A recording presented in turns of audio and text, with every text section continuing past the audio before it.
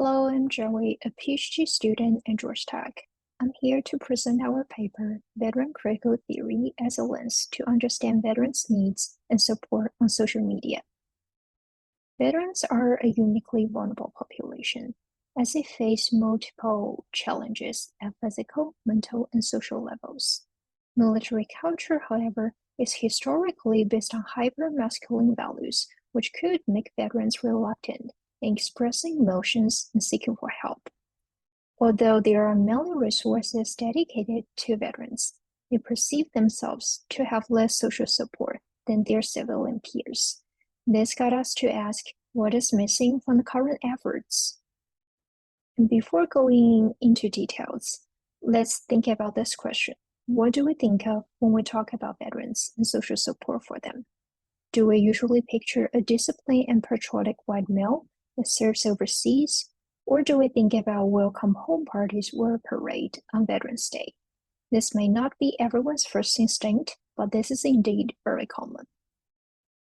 Veteran Critical Theory, or VCT, on the other hand, looks at the structures and systems that affect veterans through a critical lens. VCT at its core encourages the voice of veterans. However, gathering accurate and inclusive stories from them is challenging, considering the difficulties mentioned earlier. Currently, assessments of veteran largely come from first-person accounts guided by researchers' prompt. At the same time, existing literature also points out the difficulty to reach veterans and acquire data on their life experiences. We consider social media as one of the possible ways to address those two challenges. Social media's anonymity and selective audience feature can help encourage sensitive self-disclosures and support behaviors. This is especially important when such disclosure may conflict with masculine postures. It also serves as a scalable and unobtrusive means to gather data and access otherwise hard-to-reach subgroups. In this work, we studied the online community of veterans on Reddit and collected decade-long data from 2011 to 2020. VCT guides our research questions, and for the following presentation, I will explain the three parts of our study one by one. Starting with expressed needs. One big component of VCT is that veterans should not be essentialized, meaning that they are not a group that shares similar needs and experiences. We ask, is there heterogeneity of expressed needs in the online veteran community, and what are the prevalent ones? We apply topic modeling using LDA to cluster posts into latent topic groups. We find plurality of needs, and the most prevalent ones are health and governmental support, self-disclosure, and finance and family issues. At the same time, we highlight that there is a heterogeneity within each need. This example shows that although PTSD is a known common health issue among veterans, the diverse causes of it are less recognized. In addition, we find veteran-friendly gestures may not be appreciated.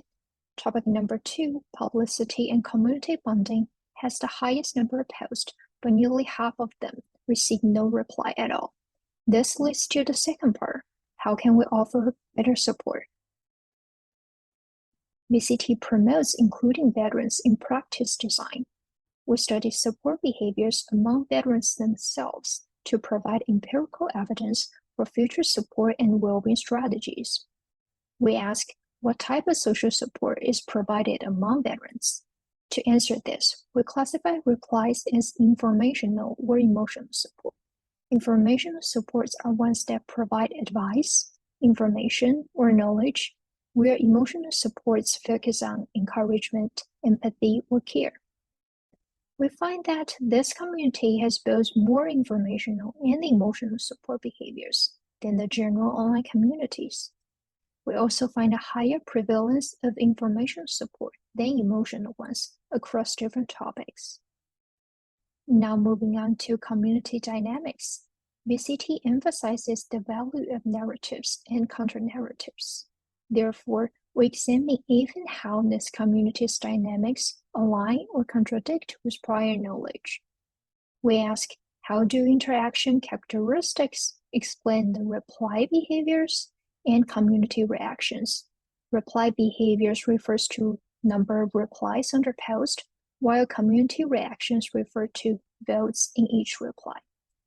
We conduct a regression analysis considering 4 categories of variables: topic themes, psycholinguistic features, content verbosity, and author platform reputation.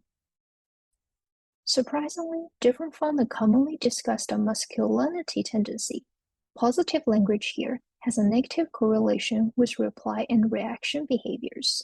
This is also opposite to the positivity bias often witnessed in social media, where positive expressions tend to receive more attention. Second, while existing literature often describes veterans to be privacy conservative, our results show that self-disclosures are positively related to higher votes. In summary, there are 3 main implications of our work. First, who are veterans? They are not a homogeneous group with similar needs. Instead, a veteran can be a student, a female, a minority, or someone with non-combat trauma. We encourage future studies to further explore how identities would result in unique needs. Second, what counts as veteran support? Current assessments are most of the time surveys and phone calls, while the definition of social support is currently limited to families, close friends, government, and local agencies, where online communities are missing from the conversation.